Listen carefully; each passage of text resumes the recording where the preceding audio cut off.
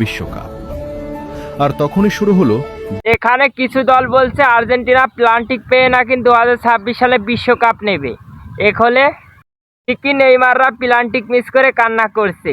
এ থেকে আপনাদের আপা কি বলছে শুনুন। সুন্দর মেয়ে দেখে তো ক্র্যাশ খেয়ে যাবে, সেক্ষেত্রে বল তো গোলবারে না দিয়ে বাহির দিক দিয়ে চলে যাবে। ব্রাজিলের দলে সব সুন্দরী সুন্দরী মেয়েরা, ঠিক আছে।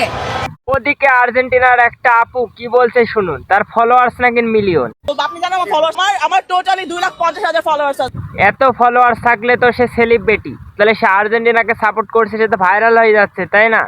আপনি জানেন ওদিকে কিছু তারকারা বলছে মেসি নাকি প্লান্টিক পেয়ে পেয়ে জয়ী। তাহলে নেইমার যে কোলে প্লান্টিকে বাড়ি চলে গেল, তাহলে আপনাদের নেইমার কেন জিততে পারলো না? আরো পারফরম্যান্স করে খাতে বলবো না। আপনারা খেলা উপভোগ করবেন।